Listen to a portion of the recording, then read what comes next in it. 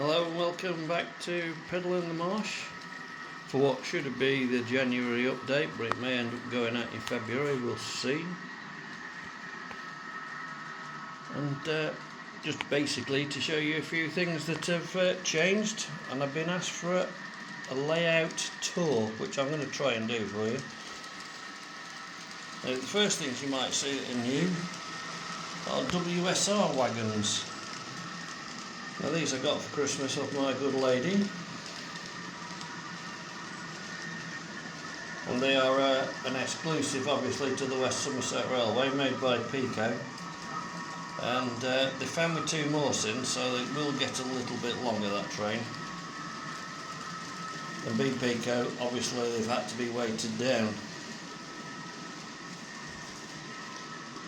There's something called liquid ballast that I've got, but it isn't liquid, it's like little bits of pellets.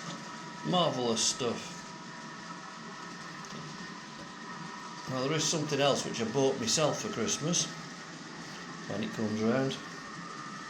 I put the 37s on for Al at Leighton Junction because he always goes mad for them. So here's what I bought myself for Christmas, which is the Graham Farish 158 in GWR. I bought this one sound fitted, which is unusual for me because I usually prefer to get YouTube sound, but it's actually a really good model. The sounds on it is okay. It's a Zimo decoder that's in it, but with the decoder shortage as it is, I decided I'd get it.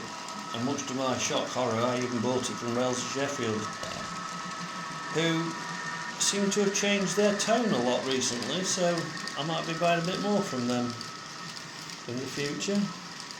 And the other thing which is new to the layout, or two things, is the Revolutions 128, which has been absolutely spot on straight out the box, never missed a beat, runs absolutely beautifully. And then I acquired a second hand 122 dummy to go with it, so it's a bit of a push and pull thing. Works nicely and goes okay as far as I'm concerned, no problems. Everything's hunky-dory. So that just about covers everything that's new. You've seen the GBRF wagons before. Oh, there is a bit something else new, isn't there? There's an RAC wagon up there, and a bit of foam holding the RAC man up at the minute as he's trying to open the back door up to repair the BMW Mini, which we all know break down on a regular basis. The other thing I have done, and you can't see him at the minute, it really lit up because it's light in here. Up at Panty Down Mine, I have put the floodlights in, and if I remember, I'll put a picture in of it lit up with the lights on. As I say, if I remember, brain's not good nowadays, I'm getting old.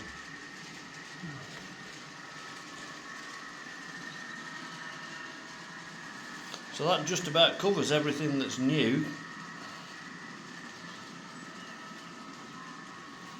There's the other 37 that Al likes, Vulcan.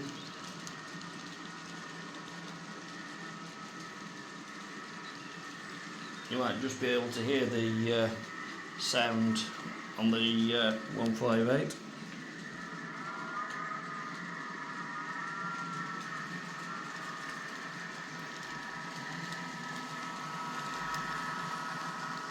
It actually sounds like one and all, so nice one.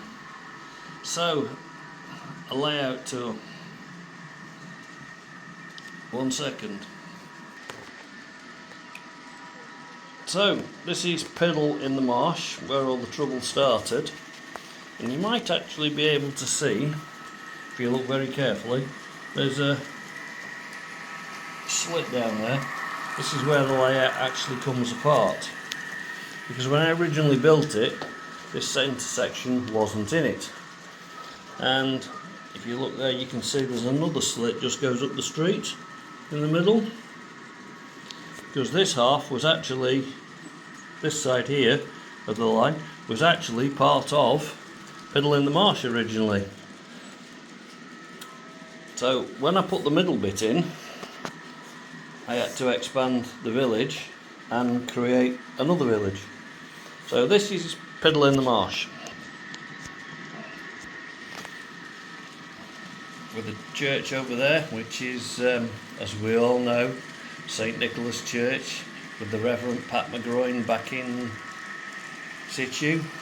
Because all of this layout, as most people will know by now, is the film set for The Innocent Tales of Piddlefolk.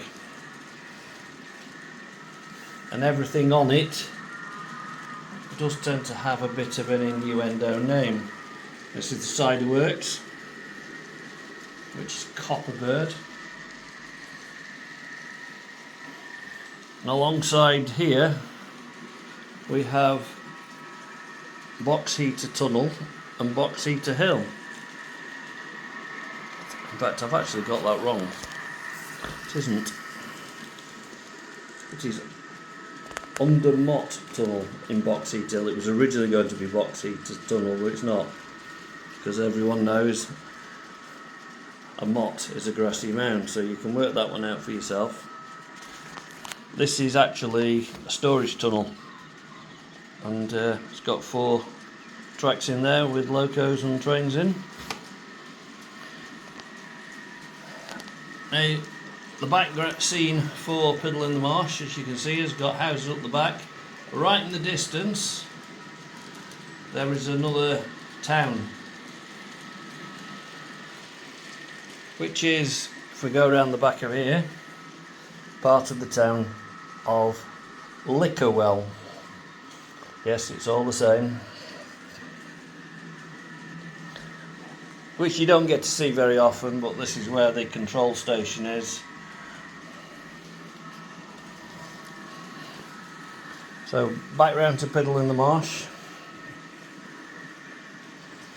and that's Plunge Box Tunnel, which goes through to the back,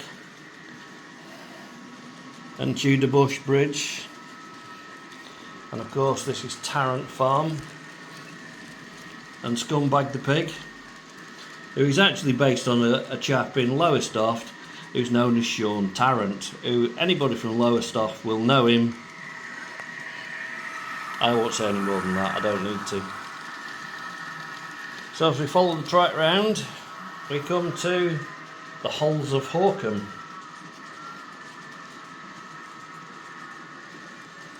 And as one comes out, as you know, there is a Hole of Hawkham up in Yorkshire, on the moors there, near the North Yorkshire Moors Railway. So that's Hawkham. We also have here, on this little bit, Lickermore, which gives its name, of course, to the Lickermore nudist camp.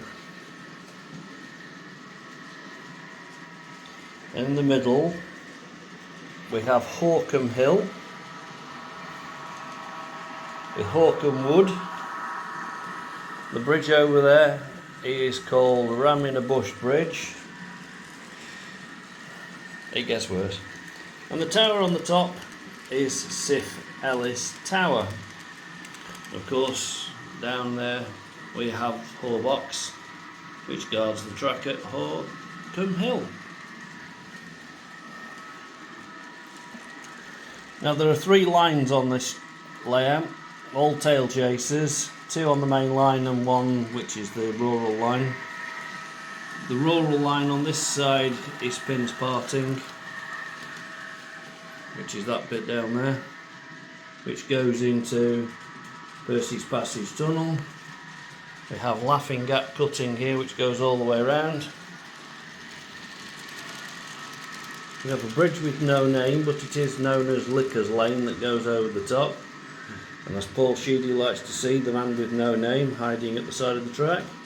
And this is Bushy Gap. So when we come round to here, we have Lapping Well, which is Lapping Well Station, and a bit of a good yard, which hasn't got much in it at the minute.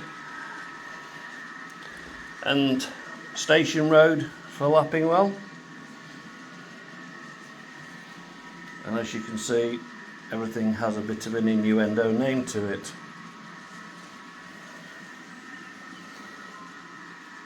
Now it does look like I spent a fortune buying buildings, and yes I did, but not as much as it should be, because I got most of these second hand from a guy down in New Milton, Hampshire, named of Graham Estill.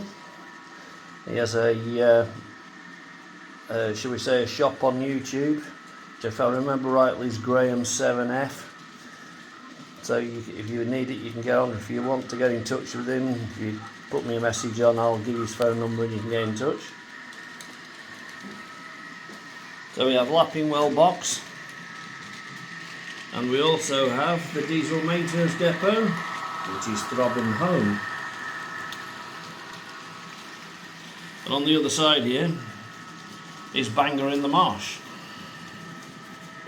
because this is Piddle in the Marsh. Oh dear, because I'm not watching, we've had an incident. The DMU has got 37 up, 2 seconds. All's well, we're back on. Nobody saw that happen, did they? Good. So we'll carry on the layout tour. There's the other end of the tunnel, which is where I store the stuff. And on the top there, because my wife's a big involved in Scout, shall we say, we have Camp Chase the Beaver, because she used to be the Beaver Scout leader around here, and where she lived before up in Portishead, although she's now God GSL. So down here, next to Lappingwell Station, we have Jack in a box, Jack in a sidings, and then we come to the latest bit, which you saw earlier, which is court cocking. Now I do have to point out that all these places on here are genuine places. Yes, believe it or not, court cocking is a genuine place. It's down in St Ives, which I believe is where they used to have the court for those cockfighting. You have to watch your tongue around this. So we have Cockshot Tunnel, and then we have court cocking cutting. I always get my tongue mixed up around that. And of course we have a few bits in here. So if you saw the last Innocent Tales of Piddle Folk, oh, he's fallen over, I'll have to stand him up again. The latest story there, that's Willie Layer. Standing outside her back door is Amanda Blewett, and of course the pub of the Cock Insider, and Panty Down Mine. Now that whole lot was all put on because I needed a bit more storage, so I built a Helix, which is a knock one, and this is all fast up yoke to this, so that it will all come apart and can be transported.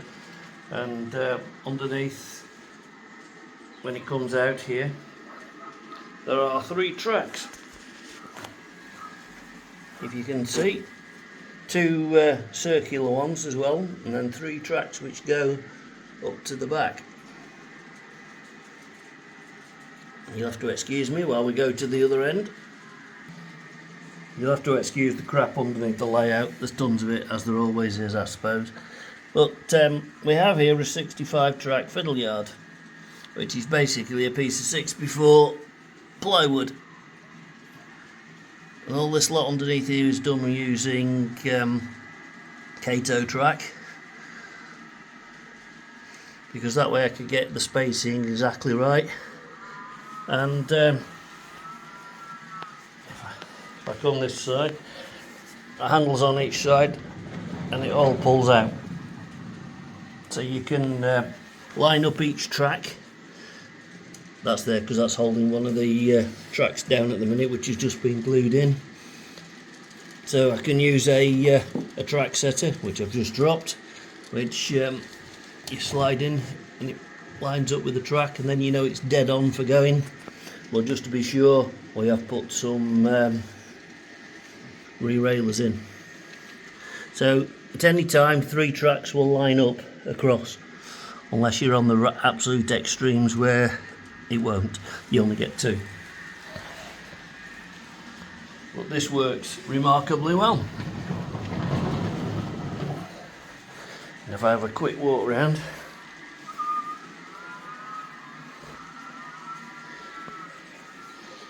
Same on the other side, they all come out and all the trains are all sat on ready to roll out whenever I need them to. It makes life so much easier, because you can imagine taking all those flipping wagons off and keep putting them back on the track up top is an absolute pain in the backside, so this has been a godsend. And that is basically it.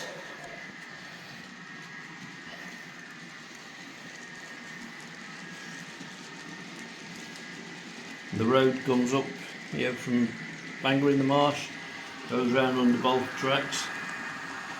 I would have ideally liked to have a bit more room in the middle here and a hill, which was going to be the original idea, but space wouldn't allow.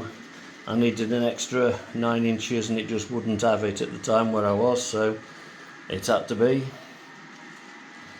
It could get changed at a later date. And that is basically the update and a tour of Piddle In The Marsh. And don't ask me when the next Innocent Tale is, Mr. Sheedy. I have no idea. I haven't even written it yet or thought about it. As it's gone dark, or just about dark, I'll try something.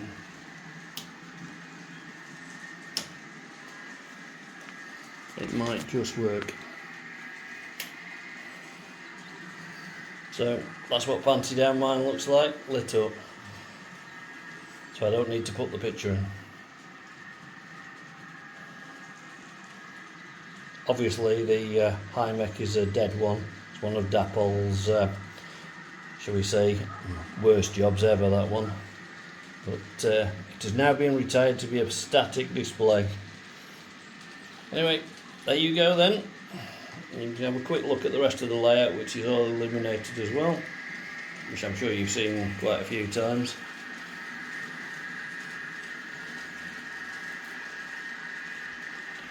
Looks better when you've got all passenger trains running with the lights on instead of goods trains.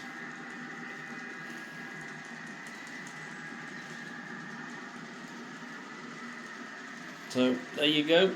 I'll put the lights back on and I'll see you again sometime in the future with the... Sorry if that just blinded you. Thanks for watching. Bye for now.